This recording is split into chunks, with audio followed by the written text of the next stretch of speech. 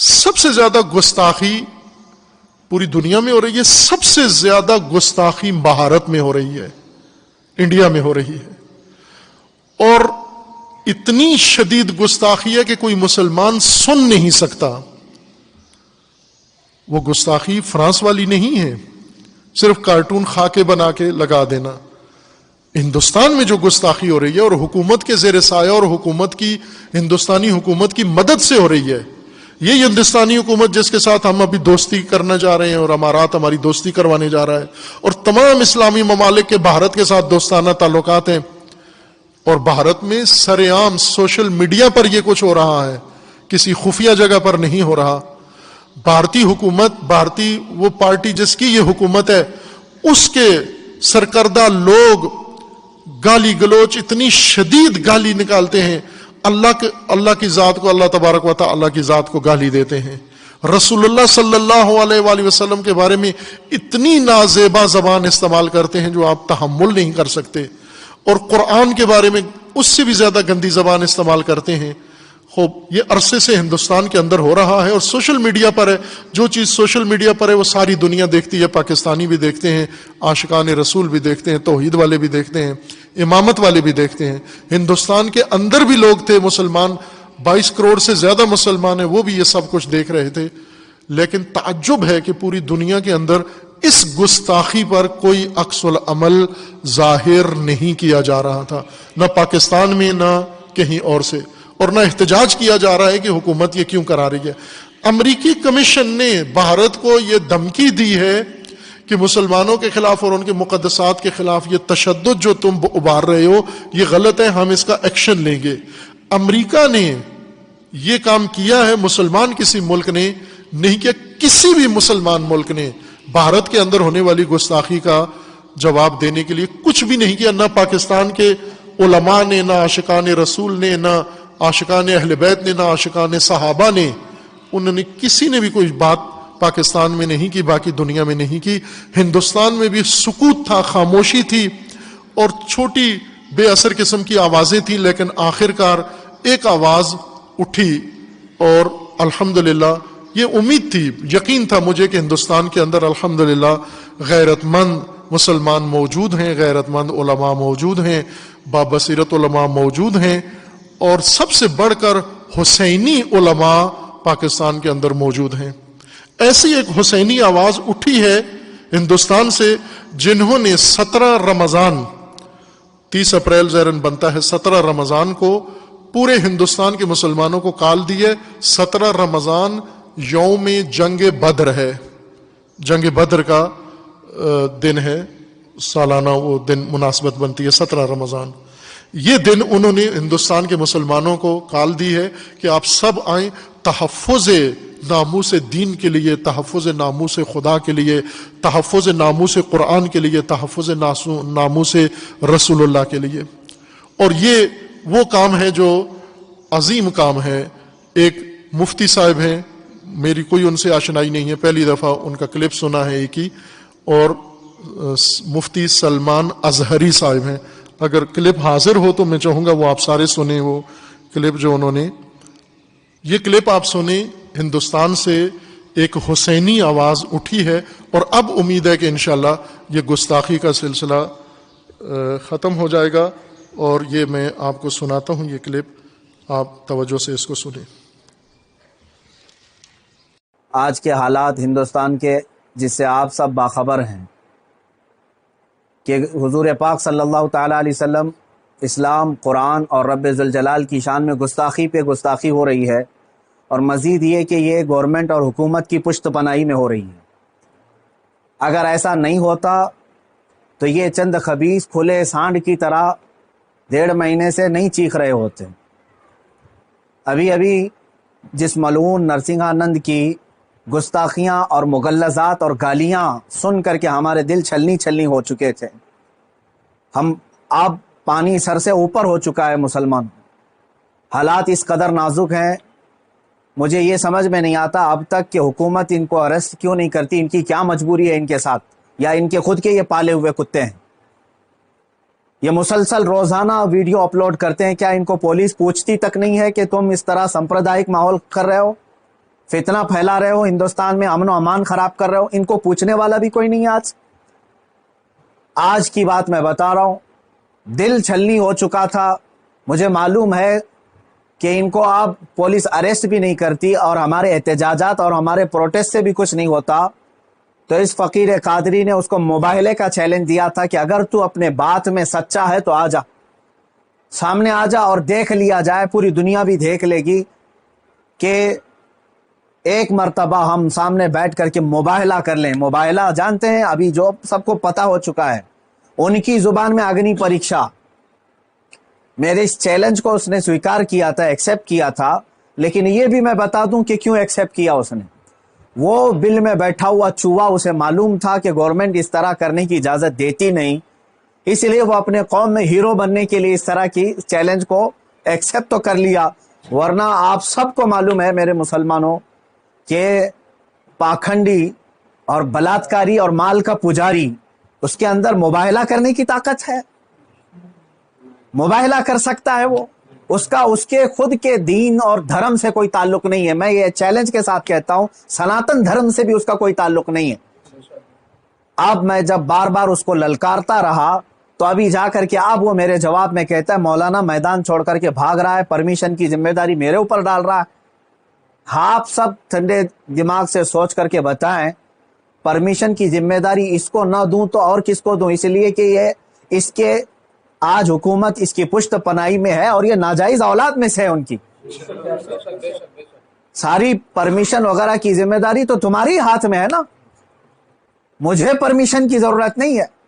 انشاءاللہ العزیز جس دن بھی تو تیار ہو جائے گا میری آخری سانس تک, اس دن بھی میں مباہلے کے لیے حاضر ہو جاؤں گا, اس دن بھی حاضر ہوں, 1 انچ بھی پیچھے نہیں ہٹوں گا انشاءاللہ. اس لیے کہ یہ میرے جملے نہیں ہیں, یہ میرے دین کی حقانیت ہے, یہ رسول پاک صلی اللہ تعالی علیہ وسلم کی سچائی ہے اور قرآن پاک کی عظمت ہے جو ہمارے دلوں میں کوٹ کوٹ کر بھری ہوئی ہے. یہ ظالم مباہلہ کریں گے, مباہلہ کریں گے. اب سنیے, مباہلے کے نام پر یہ ایکسیپٹ کر کے ہیرو بن رہا تھا اپنی قوم میں, اور مجھے کہہ رہا ہے میدان چھوڑ کر بھاگ رہا ہے. میں اس سے کہتا ہوں, آپ سب کو معلوم ہے نا, چند دن قبل یہ دلی کے پریس کلب آف انڈیا میں بیٹھ کر کے زہر اگل رہا تھا, حضور پاک صلی اللہ تعالی علیہ وسلم کی شان میں گالیاں بک رہا تھا. آج اس کو یاد آ گیا یہ لوک تانترک دیش ہے. آج یہ کہہ رہا ہے یہ لوک تانترک دیش ہے, مولانا کیا ایسی پرمیشن یہاں ملتی ہے؟ تو خبیث کے بچے, تجھے یہ پہلے معلوم نہیں تھا کہ اس لوک تانترک دیش میں کسی دھرم کو گالی نہیں دینا چاہیے؟ ملعون ناجائز اولاد, تجھے یہ نہیں معلوم کہ لوک تانترک دیش میں کسی دھرم کو گالی نہیں دی جاتی؟ جب تو دیش کے سارے سمویدھان کا النگھن کر کے زہر اگل سکتا ہے, پریس کلب آف انڈیا میں تجھے پرمیشن دی جا سکتی ہے, تو اس مباہلے کی پرمیشن کیوں نہیں ملتی؟ ٹھیک ہے تجھے میدان میں نہیں ملتی, پریس کلب آف انڈیا تیرے باپ کا ہے نا, جہاں بیٹھ کر کے تو نے گالیاں بکی تھی. میں آج پھر سے کہتا ہوں, اے مسلمانوں, ذرا برابر بھی اپنے دل میں ہلکا پن محسوس نہیں کرنا. میں نے یہ اپنے گھر کی بات نہیں کہی تھی, 1400 سال سے اس دھرتی پر جمے ہوئے اسلام کی بات کہی ہے, اور اس سے بڑے اور اس سے سڑے بھی آئیں, اسلام کا کچھ نہیں بگاڑ سکتے. میرے آقا صلی اللہ تعالی علیہ وسلم کی ذات پر اگر تھوکتا ہے تو یہ سورج پر تھوکنے کے مانند ہے. اس کا منہ ابھی چند دن بعد دیکھنا اتنا کالا ہو جائے گا کہ اس کے خود چیلے اس سے نفرت کریں گے. ہاں, میرا عقیدہ میرے رسول پاک کے لیے یہ ہے, یا رسول اللہ تو گھٹائے سے کسی کے نہ گھٹا ہے نہ گھٹے. یا رسول اللہ, یا رسول اللہ تو گھٹائے سے کسی کے نہ گھٹا ہے نہ گھٹے گا. جب بڑھائے تجھے اللہ تعالیٰ تیرا, مٹ گئے مٹتے ہیں مٹ جائیں گے آدھا تیرے, نہ مٹا ہے نہ مٹے گا کبھی چرچا تیرا. میرے آقا صلی اللہ تعالیٰ علیہ وسلم کا چرچا کبھی نہیں مٹے گا. ہاں, اب سنو میرے عزیزوں, اس خبیث ملعون نے چیلنج کو ایکسیپٹ کر کے اپنی قوم میں ہیرو بننے کی کوشش کی تھی. میں پھر سے کہتا ہوں, زندگی گزر جائے گی, اس کا پیشاب نکل جائے گا, مباہلے کے لیے نہیں آ سکتا. مباہلہ بہت دور کی بات ہے, مباہلہ بہت دور کی بات ہے. میں گورنمنٹ سے بھی کہتا ہوں, پرشاسن سے بھی کہتا ہوں, یہ بار بار بھونک رہا ہے اور کہہ رہا ہے کہ مجھے اسلام کی سچائی بتانا ہے, مجھے قرآن کی سچائی بتانا ہے. اس کو ایک بار بتانے کا موقع دے دیا جائے, اس کو ایک بار موقع دے دو ہمارے سامنے کہ یہ اسلام کی سچائی بتا دے.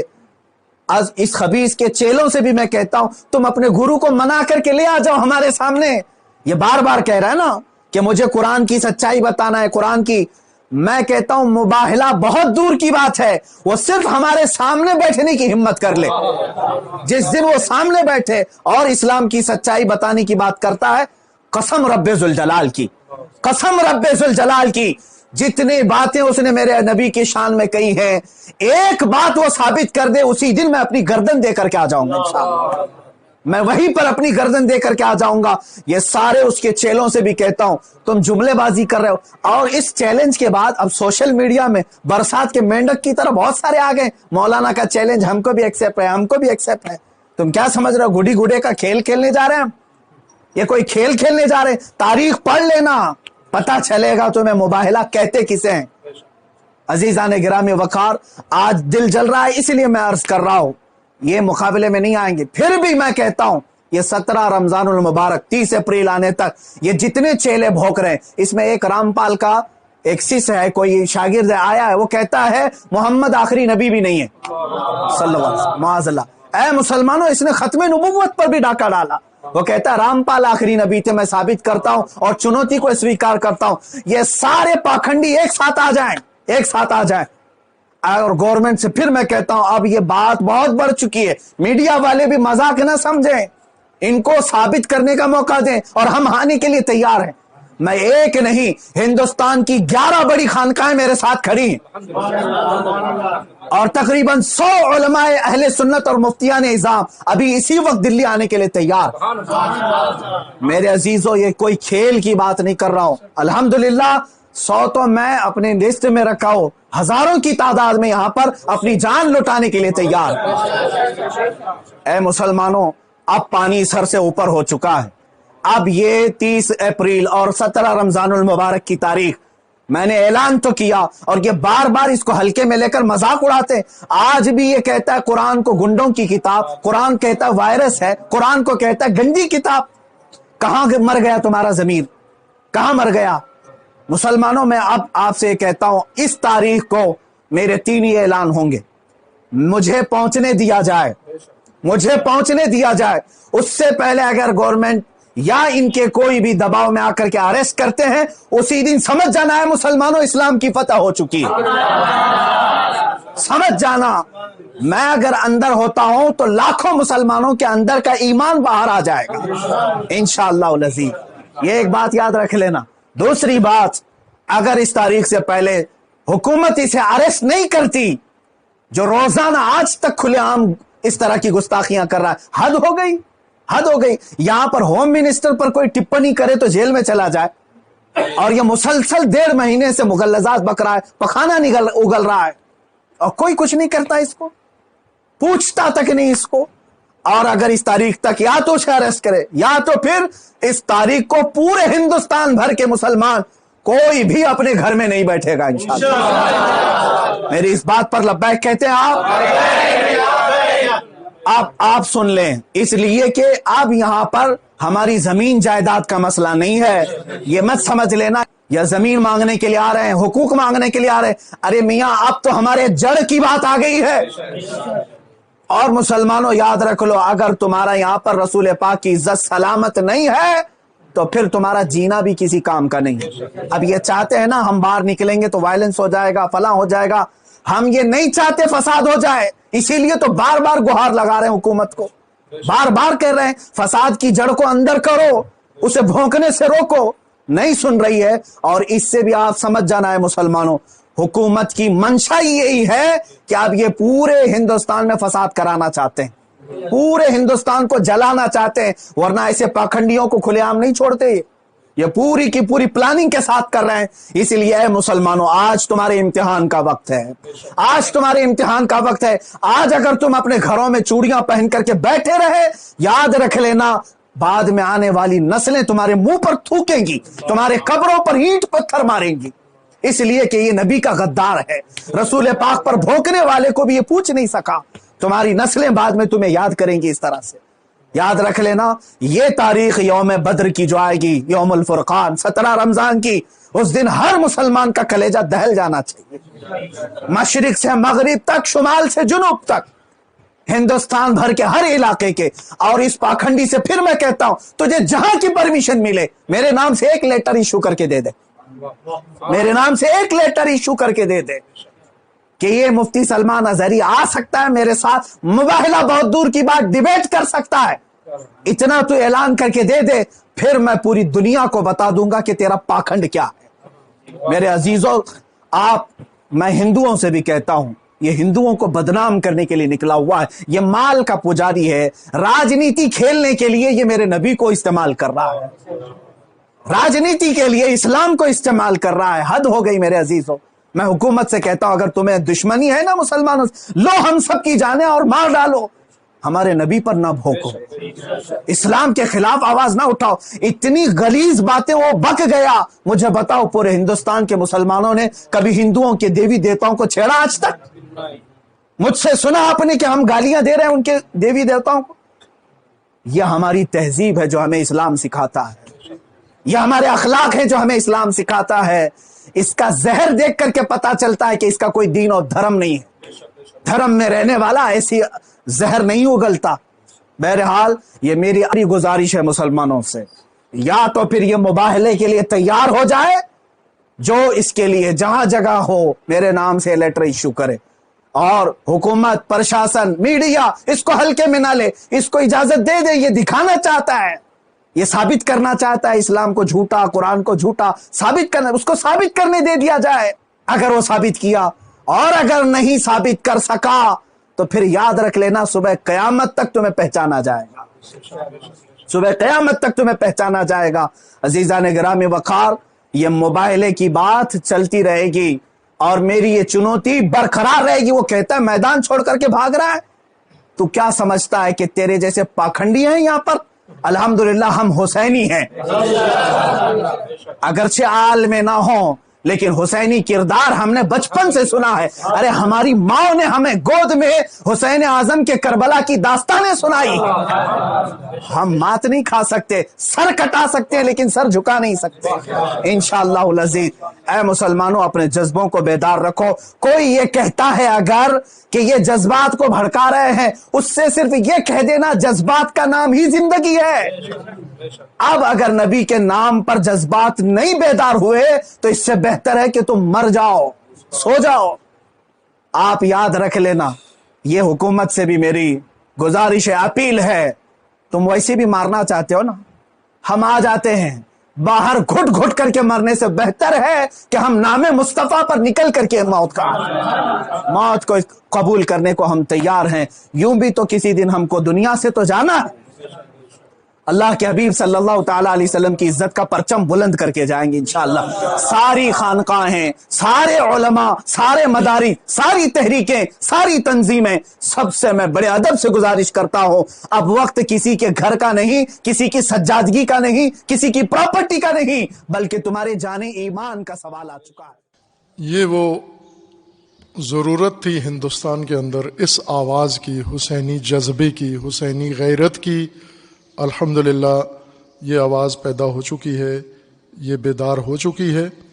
और ये 17 रमज़ान जो हिंदुस्तान के मुसलमानों ने दिफ़ाए हुर्मत रसूलुल्लाह में और क़ुरान में और दिफ़ाए नामूसे इलाही के लिए क़याम किया है, यही क़याम उनकी बका का ज़ामिन है, उनकी निजात का ज़ामिन है, उनकी इज़्ज़त का ज़ामिन है।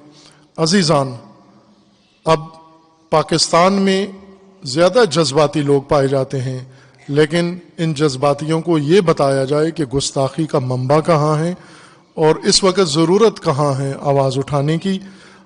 पाकिस्तान के अंदर धरने दे के अपनी आवाम को सताना ये रसूलुल्लाह की हुर्मत का दिफा नहीं है, बल्कि गुस्ताखों की नींदें हराम कर देना और गुस्ताखों के लिए ज़िंदगी का दायरा तंग कर देना और उनका जीना हराम कर देना, ये दिफा है।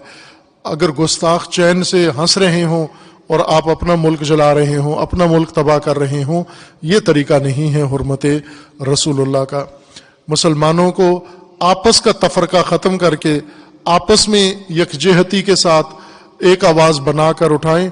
किसी को जुर्रत नहीं होती, ये जुर्रत इस वजह से हुई है कि आपस में एक दूसरे का हाथ छोड़ के एक दूसरे को آپ نے کافر کہنا اور ایک دوسرے کو اسلام سے خارج کرنا شروع کیا ہے۔ یہ جو ہندوستان کے مسلمانوں نے بدر کی تاریخ 17 رمضان کو قیام کا اعلان کیا ہے، انشاءاللہ پورا پاکستان، جتنے بھی پیروان حسین ابن علی ہیں، جتنے بھی حسینی ہیں پاکستان میں، انشاءاللہ آپ ہندوستان کے مسلمانوں کے اور علماء کے ساتھ ہیں انشاءاللہ، اور ہماری دعا ہے کہ اللہ تعالیٰ آپ کو اس سرزمین پر اسلام کے اوپر آنے والے اس یلغار کو روکنے کی خدا اس ماہ مبارک و قیام میں اللہ تعالیٰ آپ کو توفیق دے انشاءاللہ، اور پوری امت آپ کے ساتھ ہے۔ پاکستان کا ہر حسینی اس ندائے حسینی پر انشاءاللہ آپ کے لیے دعا گو بھی ہے، ہر طرح سے آپ کا ساتھ دینے کے لیے بھی تیار ہے۔ اور انشاءاللہ اس سال اگر پاکستان میں یوم القدس برپا ہوتا ہے تو انشاءاللہ اس یوم القدس کا شعار بھی ہندوستان کے مسلمانوں کی تائید، فلسطین، کشمیر اور ہندوستان کے اندر مسلمانوں کی یکجہتی کا شعار ہوگا انشاءاللہ۔ تمام مسلمان اپنے ان ہندوستانی مجاہد علماء اور مومنین کے ساتھ ہیں انشاءاللہ۔ ہماری دعا ہے اللہ تعالیٰ ان گستاخوں کو، ان فتنہ گروں کو اور ان مسلمانوں کے خلاف سازشیں کرنے والے اور توہین کرنے والے اور مکاریاں کرنے والے ان نادانوں کو خداوند تبارک و تعالی ان کے شر سے مسلمانوں کو بھی محفوظ فرمائے، اور ان کے ظلم و ستم سے تمام مظلوم امتوں کو خداوند تعالی نجات عطا فرمائے۔ خداوند تبارک و تعالیٰ کی بارگاہ میں دعا ہے ملت کشمیر، ملت فلسطین، ملت یمن کو ان ظالمین کے شر سے خداوند تعالیٰ نجات عطا فرمائے۔ جو بیمار ہیں، مریض ہیں، کورونا میں مبتلا ہیں، اللہ انہیں شفا عطا فرمائے، اور تمام مومنوں کو خداوند تبارک و تعالیٰ اس وبا سے اور ہر بلا سے خدا محفوظ فرمائے۔ اعوذ باللہ من الشیطان الرجیم، بسم اللہ الرحمن الرحیم، قل هو اللہ احد اللہ الصمد لم یلد ولم یولد ولم یکن لہ کفوا احد۔